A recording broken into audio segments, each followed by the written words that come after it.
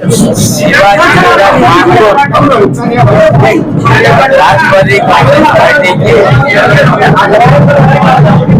चुनाव कार्यालय का उद्घाटन हम लोगों ने किया। आज से चुनाव प्रचार की हम शुरुआत कर रहे हैं और 18 तारीख तक अलग अलग माध्यम से चुनाव प्रचार करेंगे।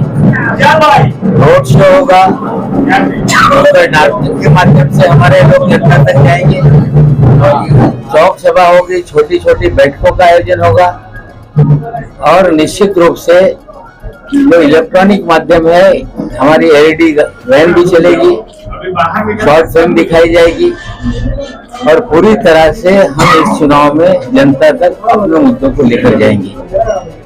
ये चुनाव अलग तरह का चुनाव है। मैं 5 बार विधायक रहा।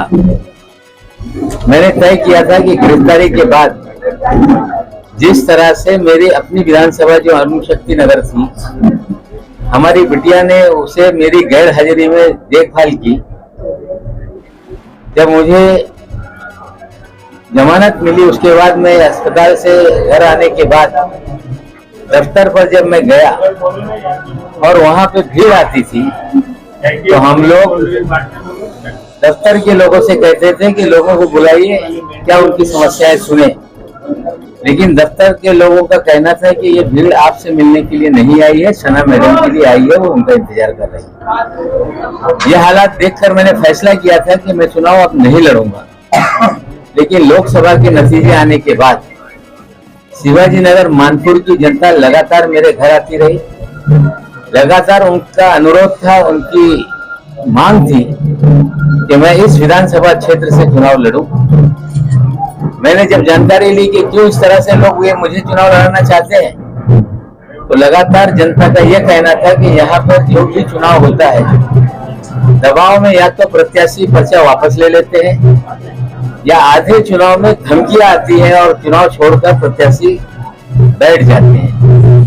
जिस तरह से पूरे शिवाजी नगर मानपुर के क्षेत्र में नशे का बोलबाला है, ड्रग माफिया पूरे विधानसभा क्षेत्र को अपने चुंगल में लिए हुए, 10 साल के बच्चे नशे में धुत नजर आते हैं, पूरी तरह से गुंडागर्दी का माहौल है, गरीब आदमी को दबाव में रखा जाता है। कोई व्यक्ति जो यहाँ पे वर्तमान में विधायक महोदय हैं या उनके दल के खिलाफ आवाज उठाए, उस पर झूठे मुकदमे लाद दिए जाते हैं, उन्हें जेल भेज दिया जाता है। कोई एक्टिविस्ट यहाँ की समस्याओं को लेके नगर सेवक के कार्यालय पे चली जाए तो उसके कपड़े फाड़ के उसे धकेल के मारपीट की जाती है। एक अलग तरह का दबाव है।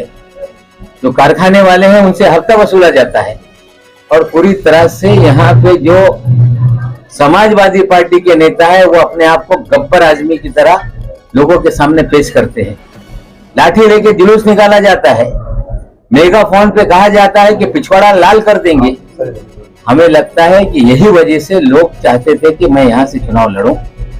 हमने फैसला किया, पार्टी ने यहाँ पर अधिकृत रूप से मुझे चुनाव लड़ाने का फैसला किया है और मुझे पूरी उम्मीद है कि जनता ने अगर मुझे यहाँ खड़ा किया है तो जनता पूरी ताकत से मेरे साथ रहेगी।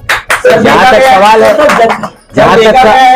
तक सवाल है यहाँ पर चुनाव लड़ने का, मैं किसी व्यक्ति के खिलाफ चुनाव नहीं लड़ रहा, मैं यहाँ पर किसी दल के खिलाफ चुनाव नहीं लड़ रहा, मैं नशे के कारोबार के खिलाफ चुनाव लड़ रहा हूँ, मैं गुंडागर्दी के खिलाफ चुनाव लड़ रहा हूँ, मैं यहाँ की हत्या उगाई के खिलाफ चुनाव लड़ रहा हूँ। और अभी कुछ भ्रम फैलाया जा रहा है कि 2 लोगों की लड़ाई में भारतीय जनता पार्टी शिवसेना गठबंधन का उम्मीदवार जीत जाएगा। पिछले लोकसभा चुनाव में जिस तरह से नतीजे थे, इस विधानसभा क्षेत्र में मात्र 28,000 वोट जो महायुति के उम्मीदवार को मिले थे। अभी यहाँ पे जो उम्मीदवार है, हमें लगता है मात्र 8,000 वोटों में सिमटने वाला है।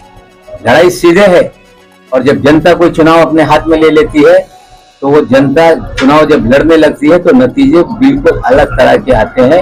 हमें पूरा विश्वास है कि इस चुनाव में जनता की लड़ाई हम लड़ रहे हैं, जनता हमारे साथ है और भारी मतों